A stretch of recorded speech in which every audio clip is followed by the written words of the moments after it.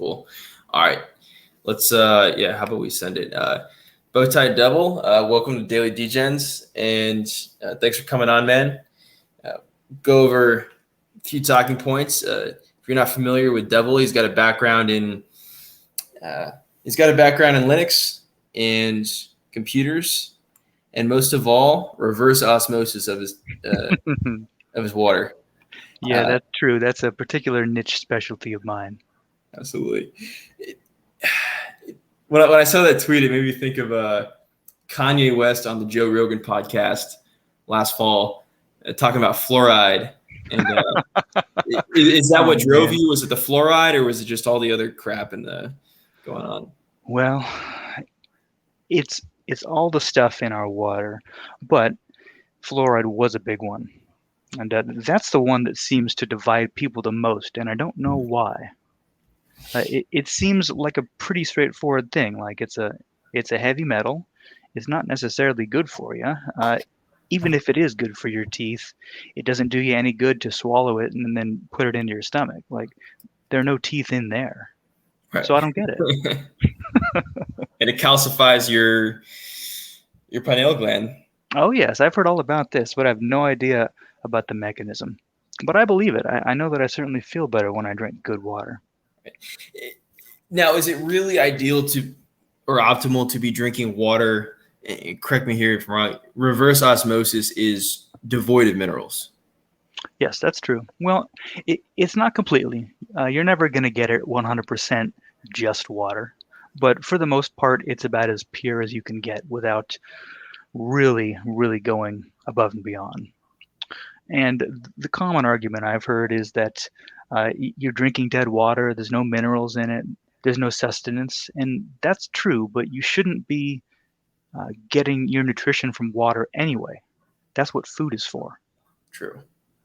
And if you're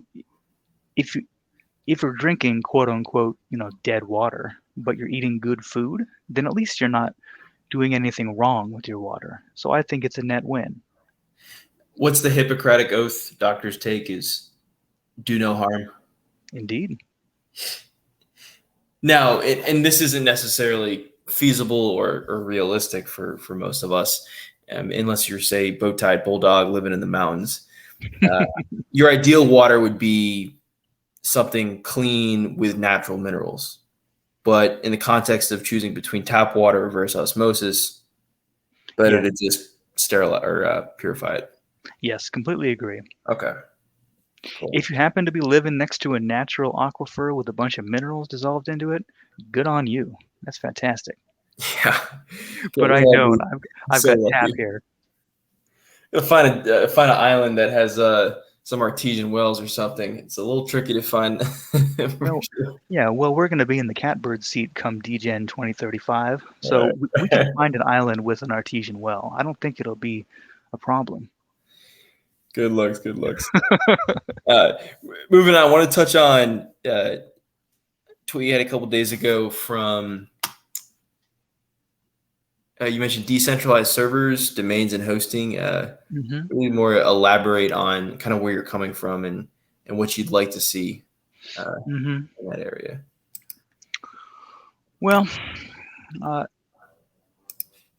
at the risk of getting overly political, do you remember what happened to Trump right around January of this year, when he got summarily booted off of all the social media platforms? Oh yeah,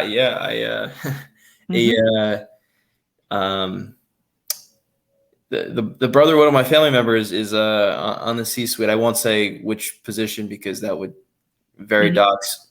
Of course, family members was part of that decision, and it was interesting talking to my uncle about his brother and how it's like, I'm like, Jack, like he's all about Bitcoin, but yet censorship, and it's like, but I realize it's a public company. Like you've got the board and the shareholders. Like you don't really own that company. Even Elon Musk doesn't really own Tesla. I mean, he has a lot more control than most CEOs. But it's the interesting thing about that situation is that big companies, when they get big enough, they become almost unaccountable. When they have the power to come together to silence a sitting president, even if he was only weeks away from leaving, uh, that should scare the shit out of you. It does scare shit out of me. Because when someone with that much power still can't effectively fight it, like what chance do you and I have? And None. the yeah, yes, essentially. And the only way to avoid getting getting caught in that trap is to think about how much of your power you've given to people that control a centralized platform. Because I like to think of central versus decentral along a continuum. And you seem like a big picture guy, so you could probably get behind this analogy where in central sort of authority, you delegate your power and responsibility to someone else, and a bunch of people do the same thing. With a decentralized approach, you take the power back at the cost of coordination. So it's between control and freedom. And I think that the way the internet is set up right now is too far towards centralization. Uh, and I think that it's a byproduct of the internet being relatively easy to use, at least compared to how it was uh, 20 years ago when I first started using it. So is decentralized platforms, let's take an analogy of uh, exchanges like Uniswap. Is that where user interface and centralized applications were 20 years ago? Uh, well, Okay, I'm missing it. I don't know, not necessarily. Don't feel like you can't call me stupid if I'm not picking it up.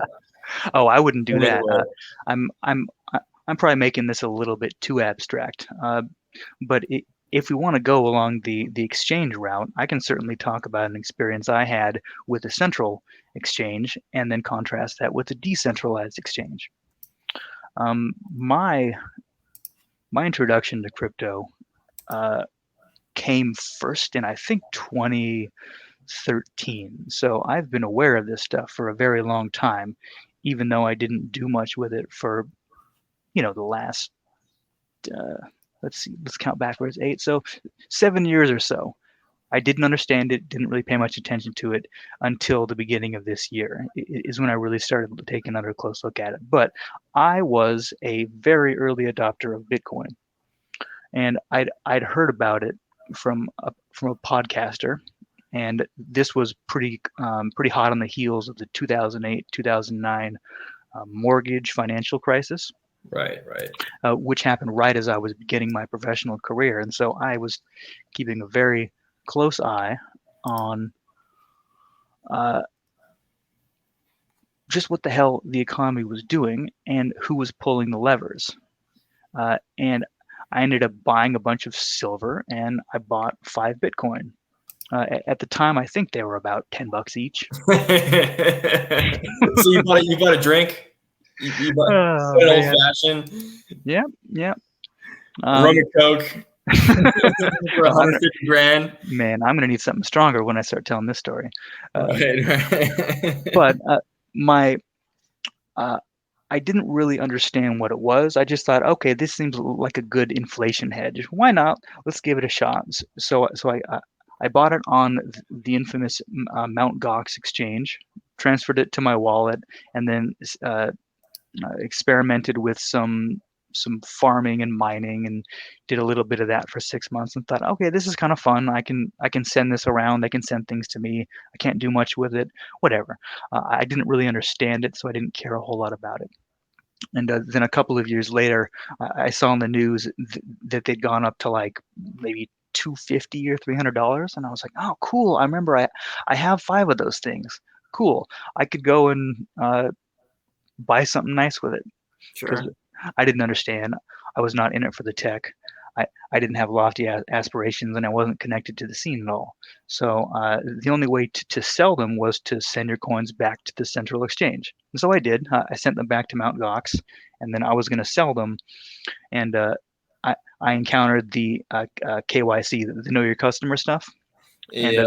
they said, if you want to sell this, you have to upload a picture of your driver's license. And I was like, that's weird. I don't want to do that. Whatever. So I just forgot about it and then left the things on Mt. Gox. And then about a year later, I got an email in Japanese informing me that the Mt. Gox trust had been established to deal with the fallout of a hack.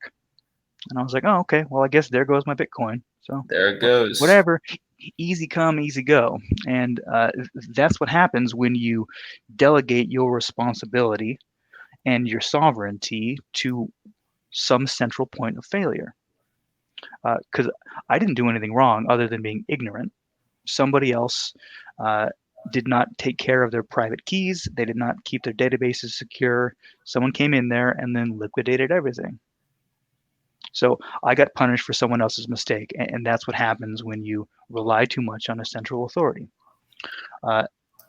Contrast that with Uniswap, for example, the first DEX that I ever used maybe a couple months ago. They allowed me to get in, get out, make swaps, and then go about my merry way without any kind of roadblock. They didn't ask me who I was. They didn't care. Even if they did, I suppose I could have given them fake info. I didn't have to upload my driver's license. I didn't have to tell them anything other than what my address was and what token I wanted to swap with the other one and how much. And it was a very painless experience other than the technical research I had to do to figure out just how to use it. So I think that decentralization is the wave of the future because we've seen too many too big to fails actually fail. No one can be trusted with that much responsibility, so you need to learn how to control and take ownership of the things that are important to you. So the platforms that we're using right now, Twitter and Substack in particular, are, go ahead.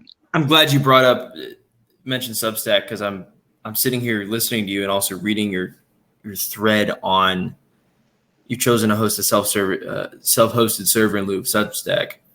So definitely curious on what that looks like in terms of at least, I mean, a lot of jungle animals have Substacks and many more are coming.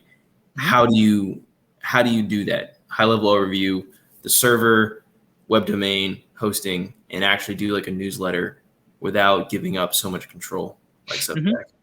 Well, it's not all that difficult.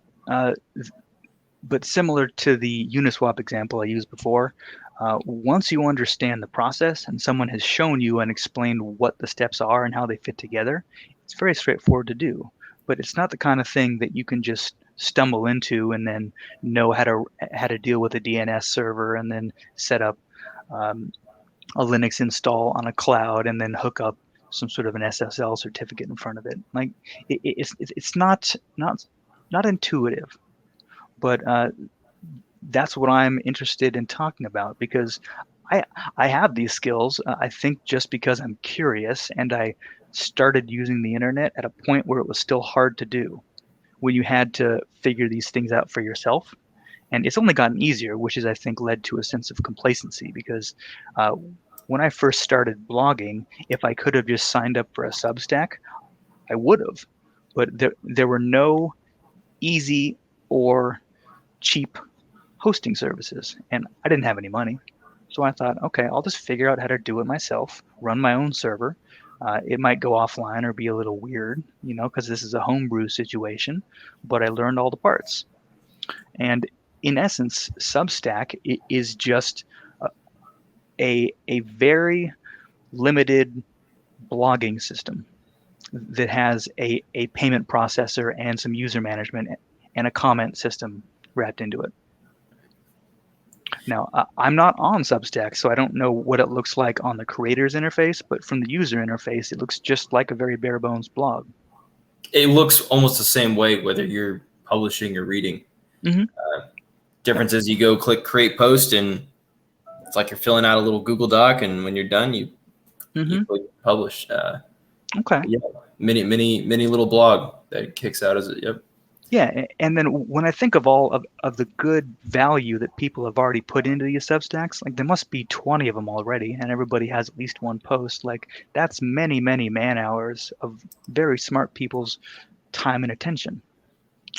If somebody decides over at Substack HQ that we don't really like these jungle fellows, and we don't like that they're anonymous, and I think they like crypto a little too much, we're just gonna get rid of them. Like, what recourse do you have? Can you recover any of that effort that you've already put in? No. Now I do see two counterpoints. Is one, you do own the email list, Mm-hmm. and two, if you're creating your posts offline, saving them, you at least have maybe not the intellectual property rights, but you do have the content, Mm-hmm. most of the written work. Yes. Which isn't a perfect solution, but it's, I guess, better than Yeah. nada. Yeah, you're right. I agree with you. You could certainly take steps to mitigate potential loss, but wouldn't it be better to just have control over it from the start? Absolutely. And so, as an example, and here's where I'm struggling is Mm-hmm. last week I bought. Are you familiar with Unstoppable Domains? Yes. Yeah. So I bought a bowtiedbarbary.crypto, which you can, I mean, type in your browser right now. And of course, you have to use Brave or you have to use the Unstoppable domain to even see the .cryptos. So I own Mm-hmm. that on my wallet as an NFT, the .crypto domain. Listeners not familiar, it's like how the avatar animals, excuse me, 721, it's an NFT and it's a Mm-hmm. it's a web domain. And I only pay the fee once. It was like $40 in Ethereum. And that's it. However, I don't have the functionality to easily, emphasis, easily set up a newsletter, set up e-commerce or a blog using that .crypto domain website. And I'd like to do that, but for now I have bowtiedbarbary.com Mm-hmm. using like a WordPress plugin. Yeah. Well, I was talking in my thread today about IPFS Yes. as a very high level overview of what that does. It's it's akin to a content delivery network, sometimes abbreviated as CDN. It's a way for you to publish content over a peer-to-peer network that is shared similarly to how torrents work. Are you familiar with them? Are you referring to like BitTorrent? Yes. Yes. Yeah. For listeners, could you just explain it like to a fifth grader? Yeah. Sure. Uh, t- a torrent is the decentralized version of an FTP server. Now, if that's a little too technical, an FTP server is one server that sends a file to one person. It is the very definition of a centralized file storage protocol. Uh, BitTorrent, by contrast, is a many-to-many or peer-to-peer system where whoever wants to publish data and share it with others connects, and then the next person downloads from them, and then the two of them have the copy of that file. And then a third person who wants it downloads apart from one and apart from the other. And the more people that you have connected and sharing these, the more robust the network is. Network effect. Yeah, and Metcalfe's law. So Yes. if shoot, I think I got lost trying to remember Metcalfe's So law. analogous to how like Tor network Yes. works. Uh, well, actually, Tor is a little bit different. I'm not. We can get into Tor soon. Uh, Let me loop back to IPFS. IPFS stands for the Interplanetary File System, which is kind of a science fiction-y sort of name. But the way that it works is similar to BitTorrent, where instead of publishing some web content on a standard server like you'd get at a .com, you instead publish that as a standalone block of content, and then you make it available over IPFS, and then anybody else who accesses that content then stores it temporarily. I think the default is 12 hours.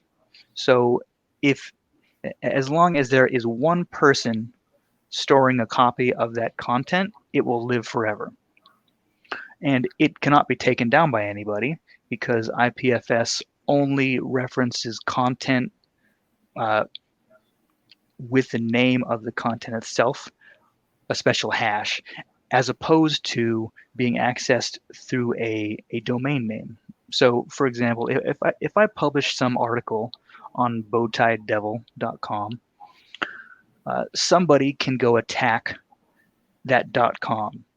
They can remove my control over it. They can try to take down um, the ownership of it. They can get it blacklisted with a DNS server. But if I publish it over IPFS, there is no way for anybody to say that this can't be served because it's on a distributed network, and you can't tell everybody no. Right. You can tell one person no, but you can't tell everybody. There's no head to cut off. Yeah. And if you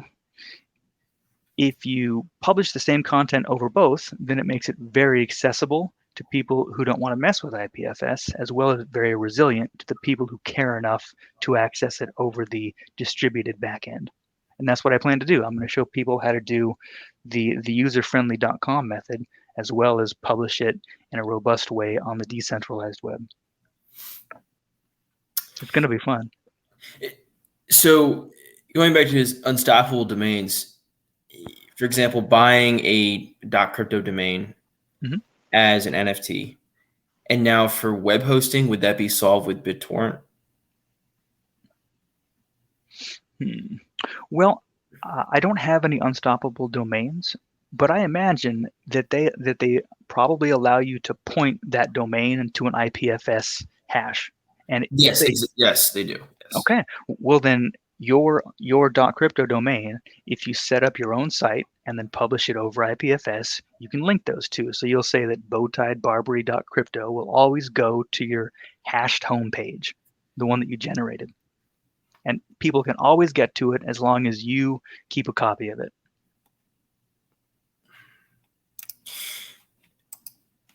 And going from having, so the site's up, so how would you build the functionality of a Substack or a blog / newsletter function? Well, the wonderful thing about open source in general and Linux in particular is that enterprising nerds love to figure this kind of stuff out because they instinctively chafe at centralized control. And whenever the only tool they have is some centralized thing that they have to pay to use, or that isn't well supported, or it's buggy, or they don't trust the people who make it, they take it upon themselves to program an alternative. So there are open source web servers, there are open source blogging platforms, there are open source newsletter managers, there are open source commenting systems, there's open source everything. Most of the internet runs on open source. It's just the stuff that you're used to interacting with here on your computer that tends to be closed source. So the code is there, the tools are there. Yes. It's is it more of a question of network effects where, okay, we're using Twitter because, well, that's where most of the audiences are. We're using Substack because that's where the people are. Well, in terms of Twitter, yes, I completely agree with you. There are open source alternatives to Twitter. You've got Mastodon, but almost nobody's on Mastodon. So what's the point? If you're trying to grow your audience, then you may just be stuck using a centralized platform. Right. But in terms of the World Wide Web, to use an old 90s term, that is about as decentralized as it gets. And everything runs on it. And you don't have to ask any one person to use it. So if you control your data, for example, all of your content that you've already published on Substack, if you have a copy of that and you choose to go the route of a open source static site generator, which I talked about, then you can publish it to any particular .com on any particular host. If somebody tells you that they don't like it and they're going to shut it down, then you can simply pick it up and move it somewhere else. And you can play whack-a-mole with them for as long as you want, or you can just point them to your .crypto domain and everything's good. But you don't have that same option when you're dealing with Substack. No, you don't. So I am very distrustful of that platform in particular, even though I don't think anybody is posting anything that would draw too much attention. But still, I don't want to give them the option. Nope. It's I think the cat's out of the bag. You mentioned it earlier with POTUS 45 getting censored. It's like, damn, like head of the largest, most powerful military the world has ever seen was just censored. The equivalent of, in the 80s, radio and programs and TV stations just deciding to cut let's say Reagan off, or Bush Sr. It's a terrifying precedent. Yeah, it's unprecedented, and I hope we never see it again. Yes, can't we all? Your thesis. Yes. And I'm assuming you've read Sovereign Individual, but I'll read it for the any listeners after this is sent out. Quote, if you want to be a sovereign individual who relies on internet money generated from an internet business, connecting and collaborating with internet people, you need one of two things: Linux knowledge on running your own server and access to someone with that knowledge. Walk you through that. Translated from my caveman brain. Well, we're all digital natives now. Yes. If this is the world where we want to live, and we want to decouple our labors from the real world, and then choose to put it out there into the ether, then you need to understand how the platform that you're using works. Otherwise, you're going to forever be at the mercy of whoever is willing to sell a solution to you. And they often don't have your best interest in mind. And that is going to be what the blog is all about. So I'm going to do a couple of very basic posts at the start just to discuss what open source is, what Linux is in particular, how to install it in a very user-friendly way, and then how to get around the system once you have it installed. And then once people feel comfortable with that, then we'll start doing some more application stuff, like how do you set up a web server? How does a web server work? How do you put a security certificate in front of it to make sure that your users aren't being compromised? How do you encrypt files on your server? How do you send them securely? How do you run your own email server? Like the number of things that you can do yourself is virtually limitless, and tools have gotten so sophisticated that you don't even need to know that much to do it, other than the patience to try and an open mind to fail a little bit along the way, because none of this is all that crazy, but you have to be willing to put in a little bit of sweat, because this sort of thing isn't the easy route, and it's not the one that mainstream media is going to tell you that you should do. Like, you're never going to turn on the news and have people say, you should take control over your data. You should stop putting it in the cloud. You should stop using free services that sell your information. They don't have your best interest in mind. As I'm sure it was Plato, one of the philosophers, there's an easy way and there's a right way. Indeed. How is so you mentioned, of course, you had some coin in Mt. Gox, and thank you. What was his name? Marcolis? What was the French guy who ran that? Oh, I don't know. Anyways, I mean, you were there pre 2014, so yeah. I mean, I feel old having experienced the 2017 run and seeing people make the same mistakes that I made now in 2021. The whole proof of work versus proof of stake, block size debate and so on. I'm kind of curious is how does it, or do you see common themes or common patterns? What is that like experiencing now a third bull run, assuming you were there, you're getting in there a little bit before 2013, around then. And so you've seen two full cycles already, and this is your third one at least. Yeah, but I confess that I'm not the guy to ask about previous cycles because when I had it the first time, I didn't know what I had, and then I lost it, and then I sat out the next bull run. Like I was so burned by the whole thing, I didn't even bother Right. until I started seeing the bulls talking about it at the end of 2019. And I was like, all right, I should pay a little more attention to this stuff. So this is my first complete bear bull market. Okay. What was your inflection point? Like, where did you get involved with the Wall Street Playboys bow tie bull? That was right at the end of 2015, in the run up to the 2016 election. I was not posting on Twitter, but I was certainly doing a lot of reading because there was a lot of great trolling at the time. It was a golden era for shit posting. Golden era of shit posting. Yeah, and I would just spend forever just reading all kinds of wrong think opinions and just laughing at all the people that were just expert meme creators. And it's a very similar vibe to what we've got going on right now. Like the very similar kind of personalities live in the jungle, I've noticed. Have you seen anything like this before in terms of offline or online, the kind of people, minds, interest, personalities that are showing up on Discord, Twitter, Spaces? No, this is unique. I don't quite know what to think of it other than to hang on with both hands and enjoy the ride.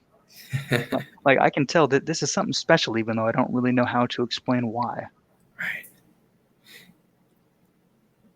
Not that I was around, but I always think of the Paul Krugman quote, who, of course, Nobel Prize in economics and wrote all the AP Econ textbooks every American high school student has to read. Oh, yeah. The internet will never be more than a fax machine, he said in 1998. And is this how the birth of the internet was 25 years ago, where most people either ignored it or didn't think this is revolutionary? Yes, absolutely. My first experience with the internet was with a service called America Online, and I think it was like version 2 when my family got a computer with a modem. And back then it was a this is gonna date me. It was a 9600 baud modem, which wasn't even fast enough to have a K at the end. So the 14.4K modems came later, and that probably dates me too. Yeah. So I had dial-up internet with America Online that used to charge you by the hour, and it was a very limited sort of a walled garden. You could sign in, you could use the service, and you could read messages, and you could go to a couple of different keywords, and you could see what was going on. And I thought it was just amazing. My mind was blown. Like I must have been 7 or 8. I can't really remember, but nobody else around me thought that it was nearly as cool as I did. My parents signed up for the service just to placate me and keep me from bugging them. But I spent as much time on there as I could. And when the walled garden of America Online came down and the internet service provider started coming around, maybe a couple of years later, you got access to just the internet without any filters. And I've never been the same since. And it was so complicated to use back in those days that normies just didn't understand and they didn't want to put in the time. And that's exactly the way blockchain, Web3, crypto is right now. You have the ultra enthusiasts who see something that nobody else does and they try to evangelize it to their friends who just roll their eyes and they're like, whatever, it's tulips, it's a bunch of bullshit. you know, do something real with your life. Do something real with your life. Mm-hmm. And here we are. Yeah, here we are, and it's not going to stop. These marches toward progress don't just stop, and I think that the genie has been let out of the bottle, and anybody who could have stopped it uh, either didn't because they didn't notice or because they couldn't. But I don't really care because it's here to stay, and this is the world that we're going to live in. And in another 10 years, uh, the version of Web3 that we see now is going to be like getting on your smartphone. It's going to be easy. All the user experiences are going to be great. Uh, no one's going to need to understand how a blockchain works, worry about gas fees. They won't even know what a token is, and they won't care because it's just going to be the way that things are. And we're going to have all kinds of uh, government intervention in that. We're going to have central bank digital currencies and all that, but I believe it will exist alongside the true currencies that we're looking at right now. They're going to stand the test of time. The Lindy effect is going to hold true. Lindy effect. Yeah.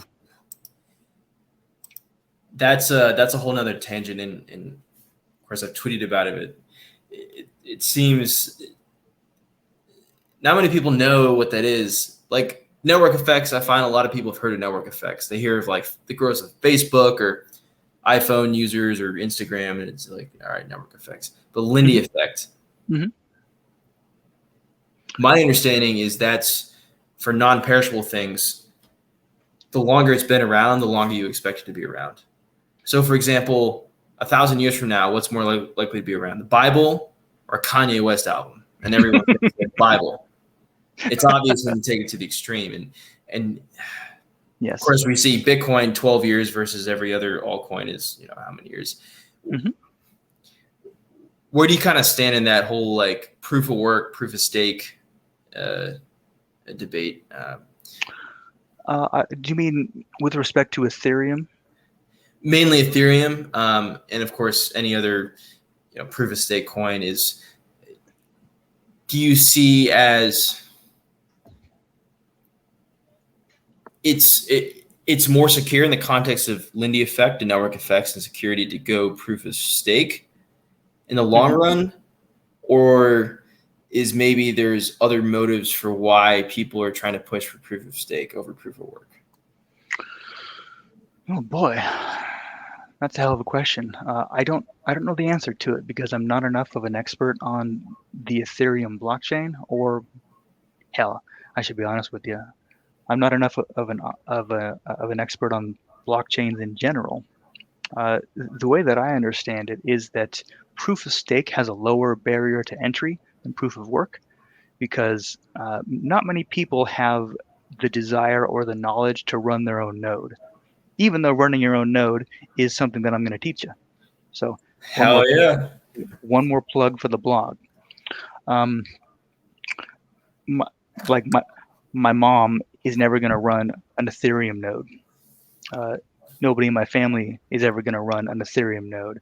But if they've shifted to a proof of stake and it's easy to lend your stake to a staking pool or a validator in exchange for rewards, then all of a sudden the people who don't care to run a node and don't want to and don't see the value suddenly become um, one extra node in the network.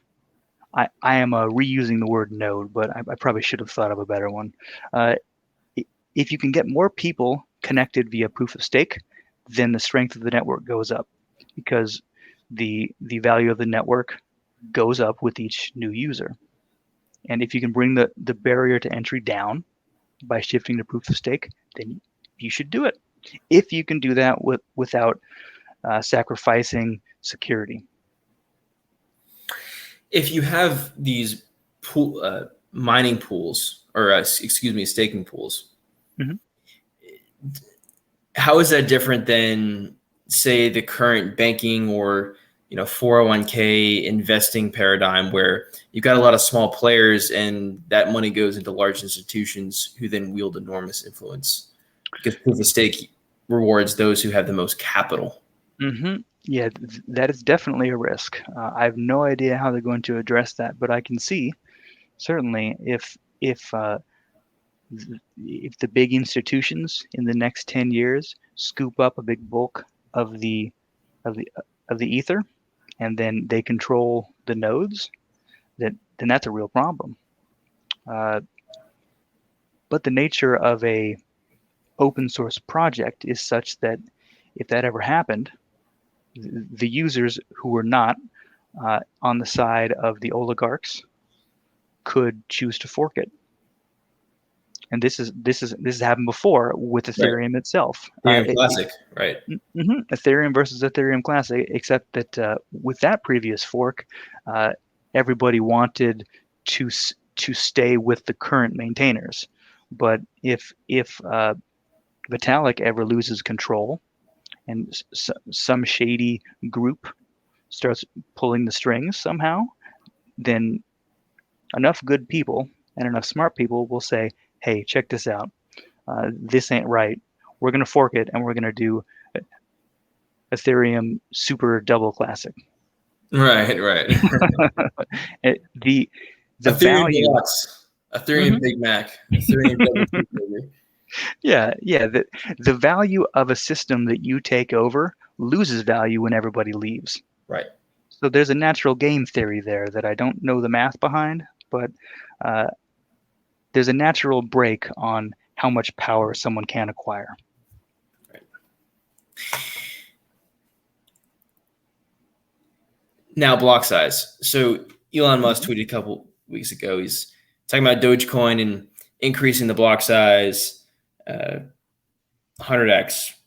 And it goes up Mm-hmm. cheaper transactions and uh, faster transactions. You can get more transactions in each mempool. And then he Mm-hmm. also mentioned reducing the time between blocks.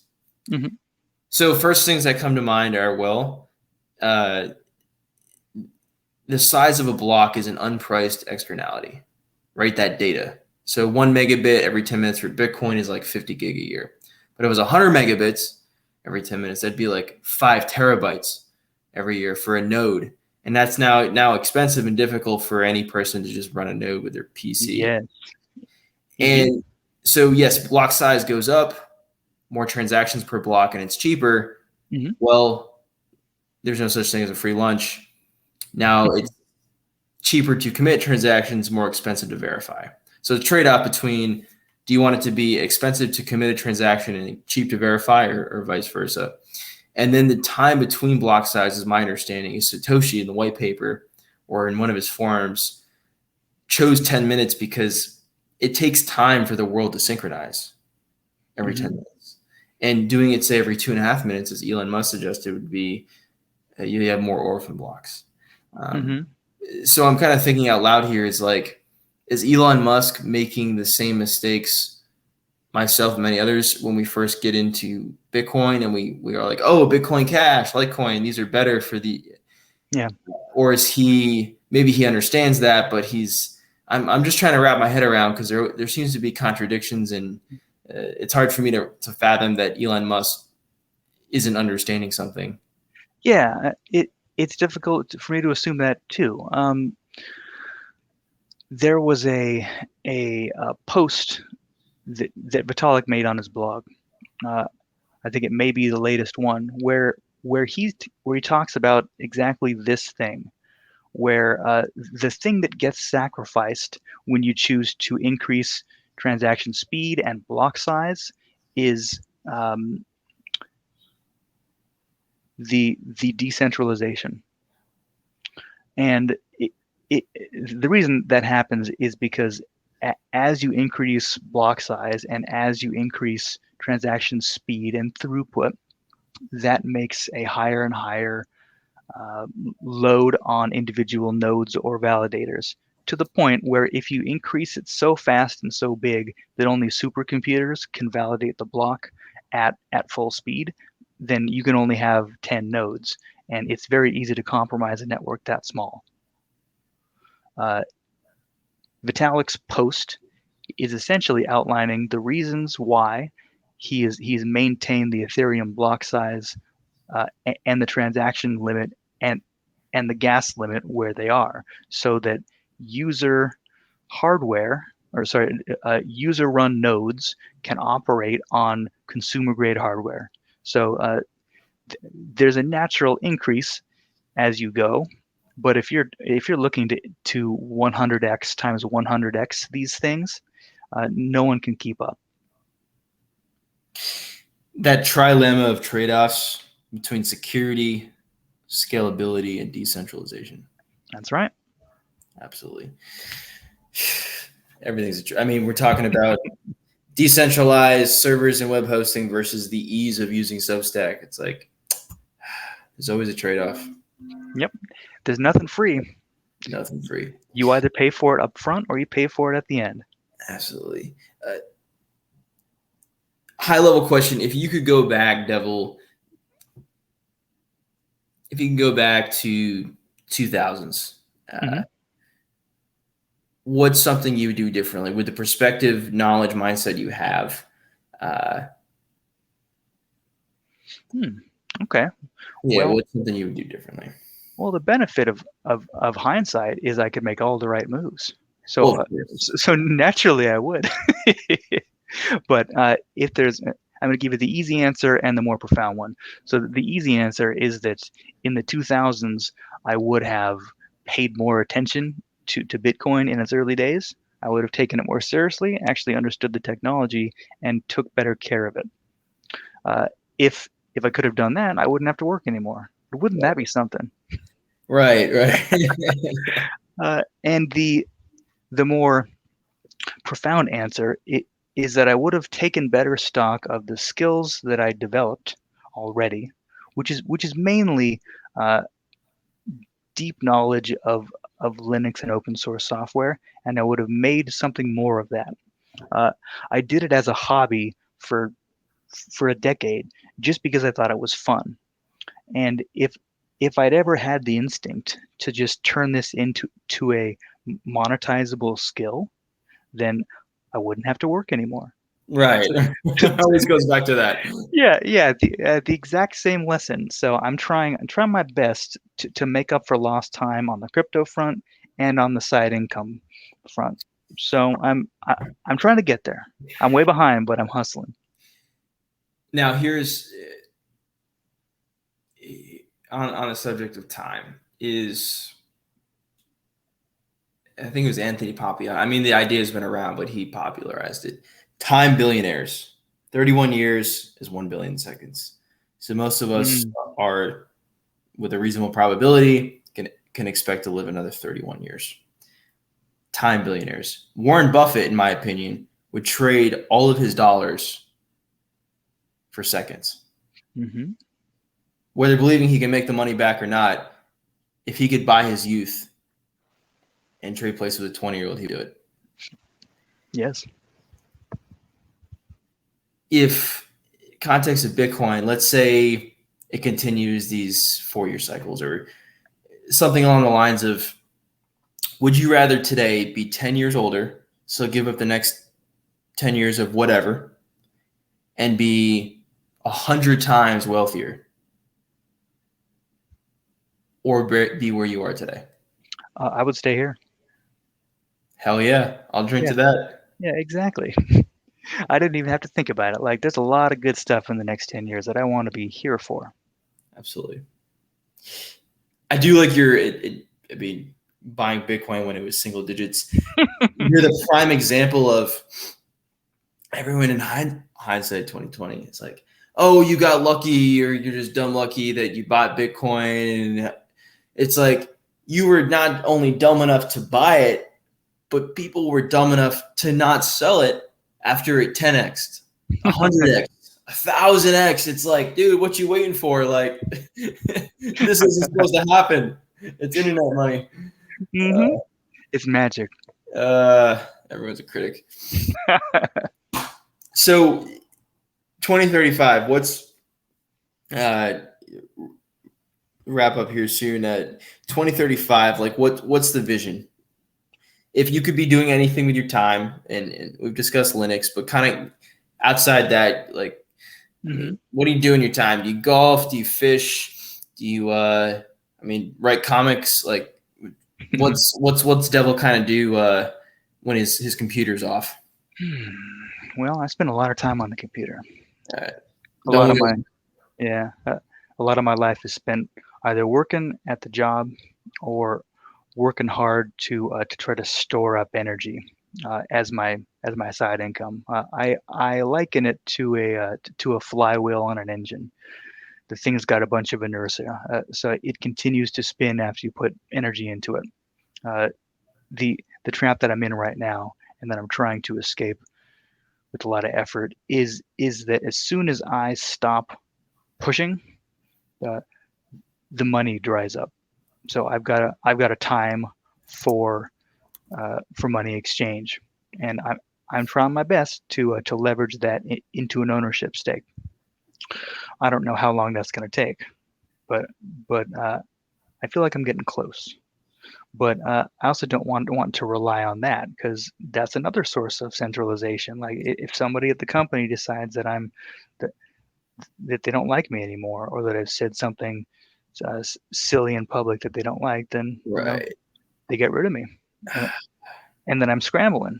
So I am working hard to decentralize my own life, and joining the jungle is a big part of that, because I've got a very valuable skill that I can offer people, and and I think that it's unlikely to replace what I've got going on, but it's a good base to build other things. I'm working on my own uh, learning stack to develop software as a service stuff. And so that's a flywheel that I charge up every night. I spend an hour after the family goes to bed, and I learn Python, and I learn Django, and I try to piece it all together so that I can create something that works for me while I'm not there, something that makes me money while I sleep. Uh, but it's not all just relentless hustle. I don't have that much energy. Uh, I I try to get in as much family time as I can too, because these are the moments that you can't miss when your kids are young. There's it is Warren Buffett would trade his dollars for seconds. Hmm. Yeah, I'm not going to sell these ones, but I do want to make sure that the kiddos have a nice life. Absolutely. Doing it for them, not for me. It's too late for me. It's not really See, too this is what late. they all say. Well, I can do a little for me and mostly for them. How's It's that? That'll work. That'll buff. It's it seems that, and of course, the El Salvador president talking about this a few days ago is Michael Saylor. Bitcoin is hope. Bitcoin is freedom. It's best case scenario. We're gone in 3 generations Hmm. and forgotten in 6. Yet Bitcoin is like a battery. It is energy stored as value, saleable across space and time. It's beyond Devil's lifetime and Barbari's lifetime. It's beyond the jungle. It's beyond our grandchildren. It's Bitcoin is human labor, energy, and time stored for eternity until something can break the blockchain. Hmm. And may it It never be broken. may never be broken. It's I can go on a whole tangent, but it seems Bitcoin is it's a separation of money and state. Hmm. I like that analogy when you made it.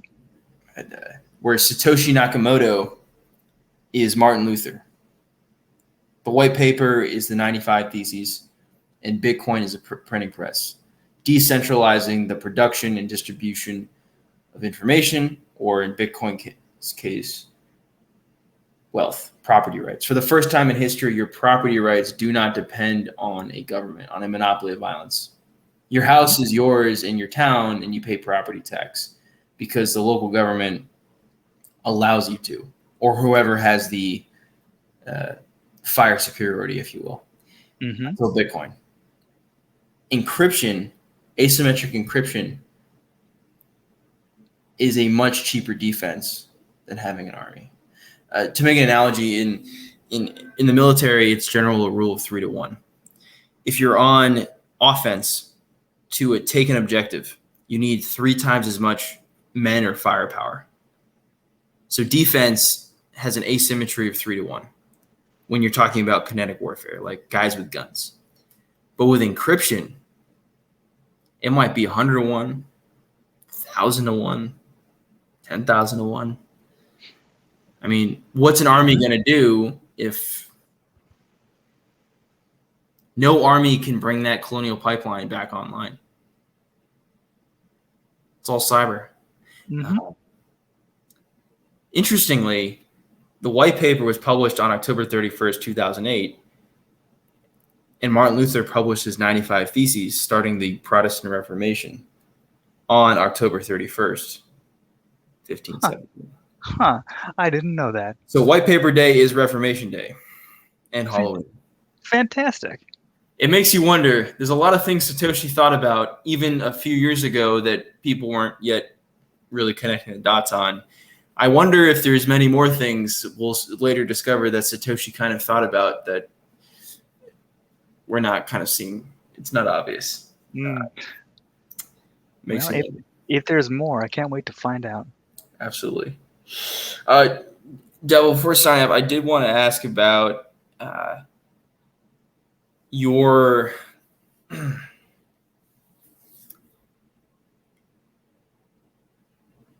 kind of your brand, the Devil brand. Is it going to be just high level recap, summarize? I know we've talked about Linux, decentralized servers. What's the Devil brand in like 3 sentences maximum? Your vision for it, not what it is right now necessarily. Your vision. My vision is going to be teaching the technical skills for the decentralized future, plus a little shit posting on Twitter. Always a little shit posting. Yeah, a little bit of mischief never hurt. Absolutely. A little devilish in the jungle. A little devil in the play. Awesome, Devil. Thanks for jumping on. Of course, it was a pleasure. This was a lot of fun. Episode of Daily Degens, and had Puppy and Bully on earlier, and of course there was the Ox Spaces. So it's been a lot of chit chatting and all night. I love it. It keeps you awake. It's like when you're driving long hours and you call, or someone calls you and you just talk and engaging. It's invigorating. For sure. Awesome. I really like your format too. Yeah, this is fun, and I hope that you keep doing these. I'll be listening. Long run, we'd like to get it in. With Bully earlier, Sponge jumped on, so it was kind of like a 3-way. More, it's not gay if it's 3-way, right? More fun with 3-way. It's having more like a larger, and Spaces can help with this, is almost an intellectual sparring, debate, conversational-ish, but kind of different perspectives and maybe one common subject. So it's like, all right, for 20 minutes, we're going to talk about X. We're going to talk about decentralization versus centralization of protocols, Linux servers, DeFi, and then have an audience and people come up and kind of share their position. It's more engagement. I find a lot of podcasts, it's like you got to do the one-on-one dialogue, but doing that all the time is like, it doesn't feel as natural.